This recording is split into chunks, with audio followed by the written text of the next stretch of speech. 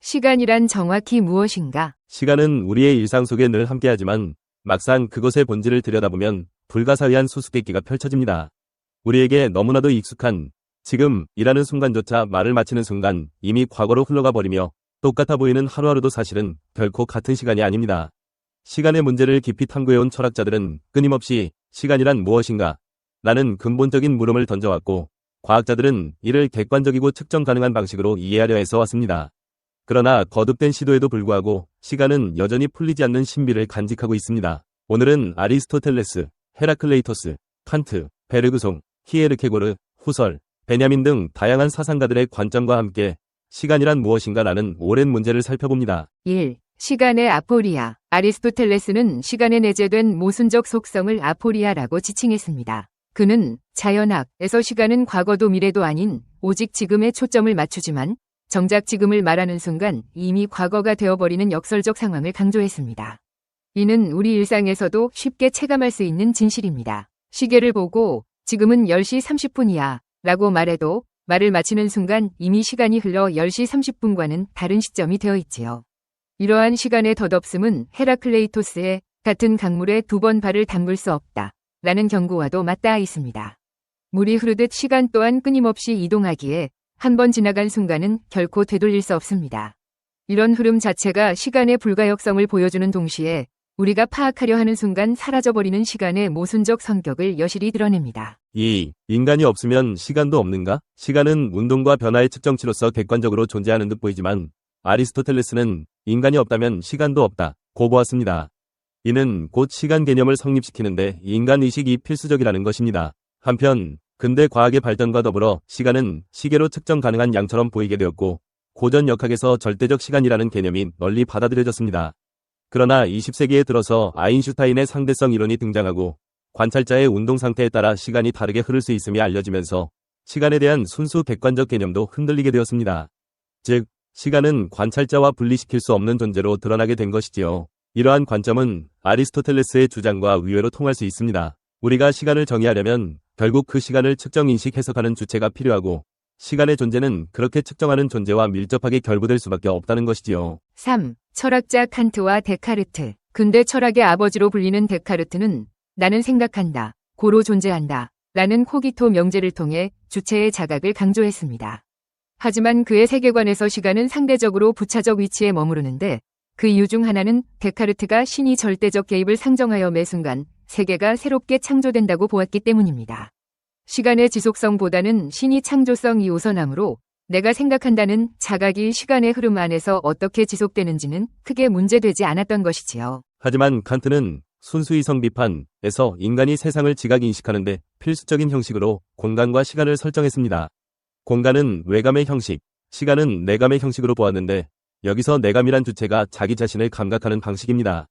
칸트에게 시간은 만물이 언제 일어나는지를 담아내는 객관적 틀이 아니라 우리 의식이 사물을 지각하고 사고하는 과정에서 필연적으로 수반되는 직관의 형식이었던 것입니다. 4. 철학자 베르그송. 19세기 말 철학자 앙리 베르그송은 시간은 곧 지속이라는 독특한 개념으로 다뤄야 한다고 주장했습니다. 우리의 일상적인 생각이 시간을 공간의 눈금처럼 분절하여 측정하지만 이것은 시간의 공간화에 지나지 않습니다. 베르그송은 참된 시간, 곧 지속은 연속적 흐름이며 질적으로 고유하고 수치로 나눌 수 없는 것이라 보았습니다. 그에게 생명이란 곧 이 지속하는 것이며 과거와 현재, 미래가 끊임없이 하나의 흐름으로 이어지는 과정입니다. 2번 다시 반복되지 않는 단 한 번의 순간들이 이어져 만들어지는 진정한 내면의 시간을 우리는 제대로 체감하지 못하고 시계나 달력 같은 공간적 지표로 시간을 재려고만 한다는 것입니다. 그래서 베르그송에게는 시간이 자유와 깊이 관련됩니다. 생성과 창조가 일어나는 시간이라는 장에서 인간은 자신의 삶을 무수한 가능성으로 펼쳐갈 수 있기 때문이지요. 5. 철학자 키에르케고르. 베르그송보다 앞서 있던 키에르케고르는 순간을 통해 시간과 인간 자유의 문제를 제기했습니다. 그에게 순간은 영혼과 시간이 교차하는 특권적인 지점입니다. 마치 확 깨는 것 같은 각성의 체험이 일어나는 시간이며 이 순간의 주체는 자신의 실존적 선택 앞에 놓이게 됩니다. 키에르케고르는 흐르는 역사 속에서 개인의 위치를 고민하던 인물이기도 합니다. 그는 단순히 거대한 역사나 사회제도의 흐름이 아니라 인간 각자가 단독자로서 어떻게 자유를 발견하고 결단하는지를 중시했습니다. 순간에 마주한 선택은 영혼으로 연결될 수 있다는 통찰이죠.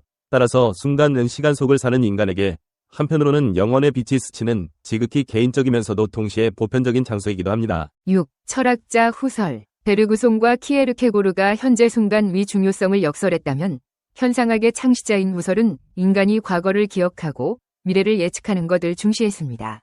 예컨대 음악을 들을 때 지나간 음들을 기억 속에서 재생하고 앞으로 올릴 음을 예견하면서 하나의 멜로디를 감각한다는 것이지요.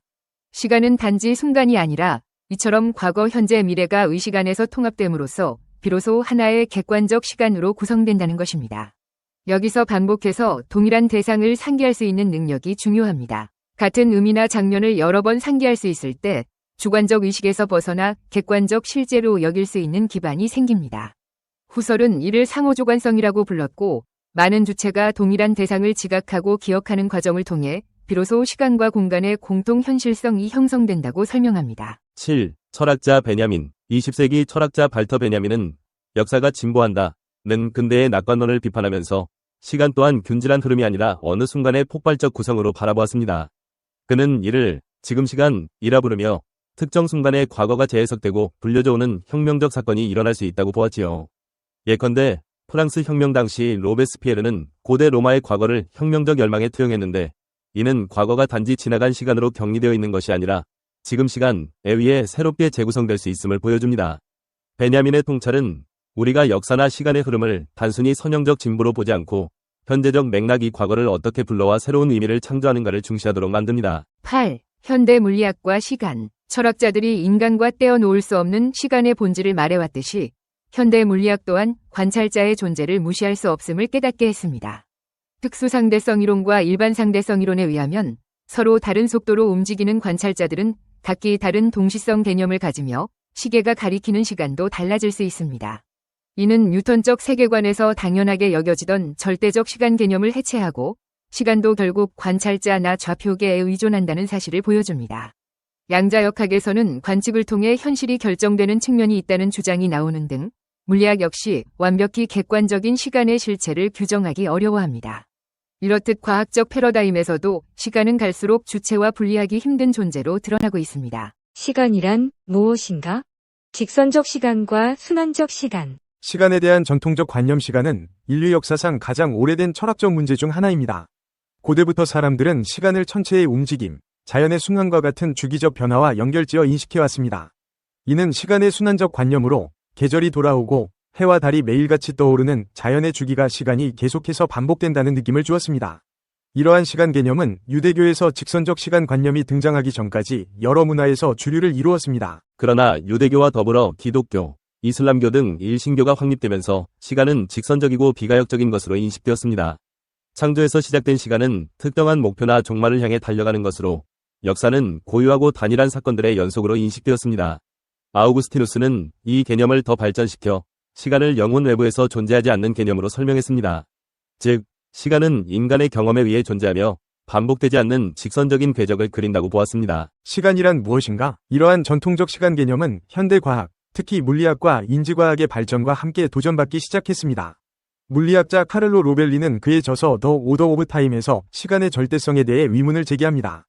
로벨리는 시간을 환상이라고 부르며 우리가 경험하는 시간의 흐름은 단순히 사건들 간의 상호작용에서 발생하는 착각일 수 있다고 주장합니다.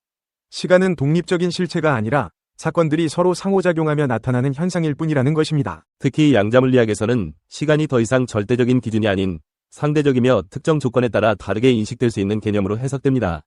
예를 들어 시간의 흐름은 속도와 중력에 따라 달라질 수 있습니다. 이는 아인슈타인의 상대성 이론에서 잘 드러나며 우리가 일상적으로 인식하는 시간 개념이 우주의 특정 상황에서는 다르게 작동할 수 있다는 점을 시사합니다.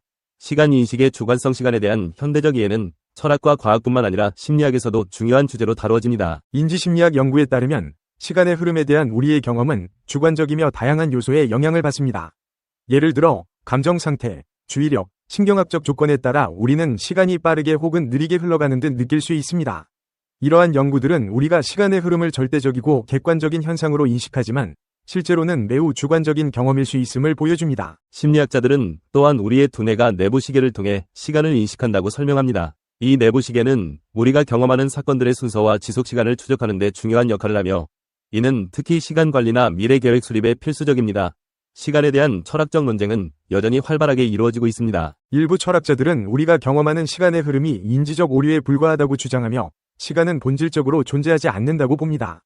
이들은 시간의 흐름이 우리에게 그렇게 느껴질 뿐 실제로는 존재하지 않는다는 투영 이론을 제시합니다. 반면 다른 철학자들은 시간의 흐름이 객관적으로 존재하며 이는 인간 경험과는 별개로 독립적인 실체라고 주장합니다.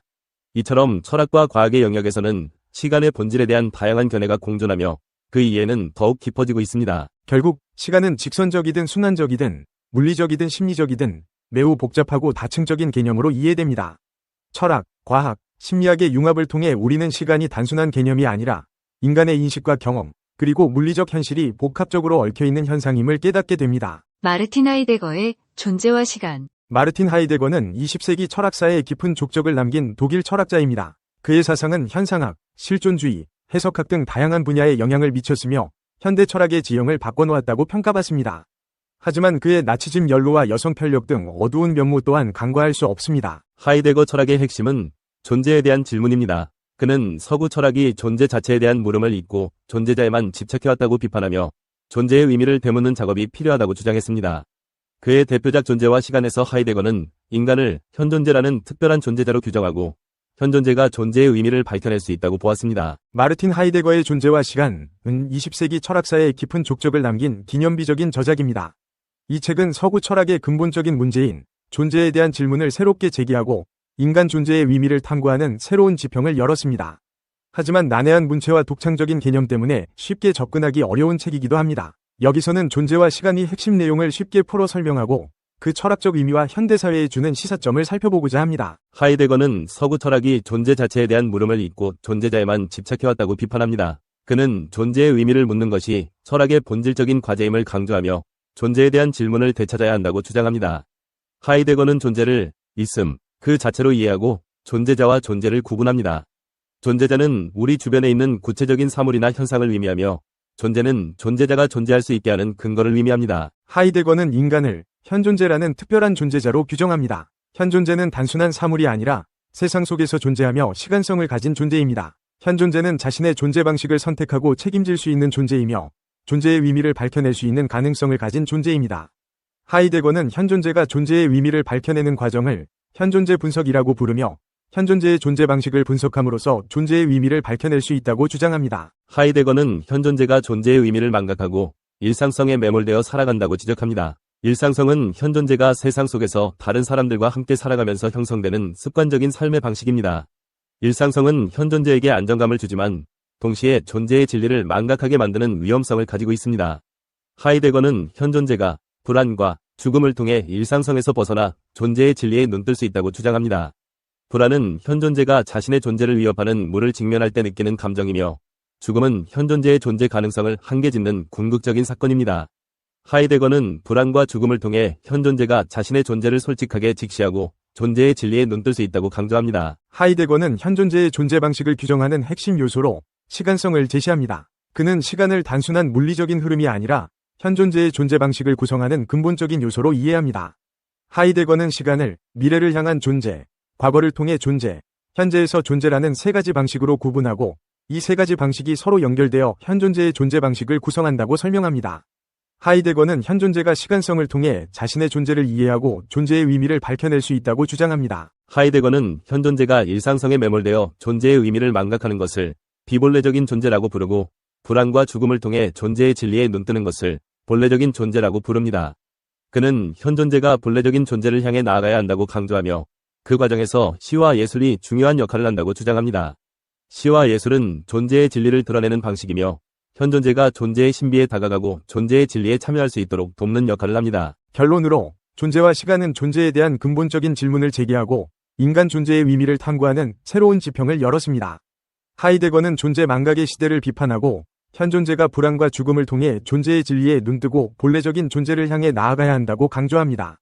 이 책은 현대사회의 문제를 해결하는 데 중요한 시사점을 제공하며 끊임없는 성찰을 통해 그 진정한 가치를 드러낼 것입니다. 죽음의 불가피함과 삶의 가치, 하이데거의 철학적 탐구. 초기 인류 시대에 불안하고 의심이 많고 삶과 타인에 관하여 최악을 가정하는 인간이 자연 선택되었을 거라고 진화심리학은 가정한다.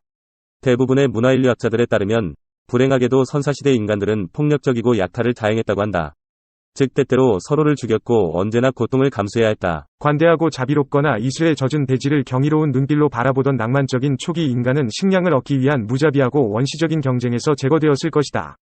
반면 아무리 식량을 많이 쌓아놓아도 만족할 줄 모르며 항상 더 많은 것을 얻으려고 애쓰던 초기 인간은 살아남고 번식하여 그들의 유전자를 우리에게까지 물려주었을 것이다.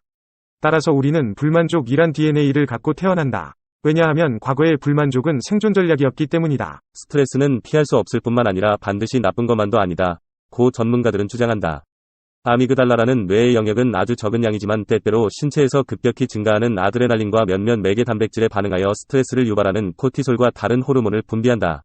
소음, 갑작스러운 움직임, 불안, 위험인지 또는 단순한 일상 환경은 그 과정을 촉진할 수 있다. 스트레스 호르몬은 환경에 대한 인식을 강화하고 시력과 청력을 약간 향상시키며 근육이 조금 더 잘 움직이도록 만든다. 이것이 스트레스 반응이 포유동물에서 진화되었다고 연구자들이 믿는 주요 이유이다. 또한 그들은 스트레스를 더 잘 받는 경향의 신체를 타고난 사람들이 자연 선택된 인류의 조상들일 거라고 추측한다. 현대의 스트레스 급증을 논할 때 두 가지 고려사항이 있다. 첫 번째, 우리가 손댈 수 없는 것이 있다. 사람들은 점점 더 잘 살게 되었지만 어쩐지 더 행복해 보이지는 않는다. 그것은 어쩌면 우리의 마음속에 근본적인 불안이 있기 때문일지도 모른다. 바로 죽음에 대한 두려움이다. 더욱 높아진 생활 수준과 향상된 의료기술로 우리는 더 건강하게 오랫동안 살 수 있게 되었다. 하지만 삶이 언젠가 끝난다는 사실을 바꿀 수는 없다. 마르틴 하이데거는 죽음에 대한 불안이 늘 인간 정신의 밑바닥에 존재한다고 주장했다. 당신이 아무리 부자이고 예쁜 여자 또는 잘생긴 남자의 시중을 받으며 샴페인을 마시는 쾌락의 천국에서 산다고 할지라도 죽음에 대한 잠재의식의 공포 때문에 진정한 만족감은 느낄 수 없다. 하이데거는 인간은 피할 수 없는 죽음에 관해 끊임없이 괴로워하고 낙담해야 한다는 논리를 폈다. 오로지 바보만이 괴로워하지 않고 쾌활하게 인생을 즐긴다고 그는 주장했다. 이러한 절망에 대한 찬성은 현대 지식인들의 담론에 커다란 영향을 미쳤다. 하지만 비록 죽음에 대한 치료할 수 없는 근본적인 불안이 존재한다 하더라도 그것이 행복하게 살면 안 되는 이유가 되지는 못한다. 두 개의 극단적인 가능성이 존재한다. 내세가 있을 가능성과 없을 가능성이다. 만약 전자라면 우리는 절망할 필요가 없다. 만약 후자여서 삶이 결국 망각 속으로 사라진다 하더라도 그것을 왜 걱정해야 하는가? 무덤 속에 들어간 후에는 아무것도 없다는 것이 사실로 판명된다 해도 삶이란 선물을 즐기기 위해 우리는 죽음의 불가피함을 인정해야 한다.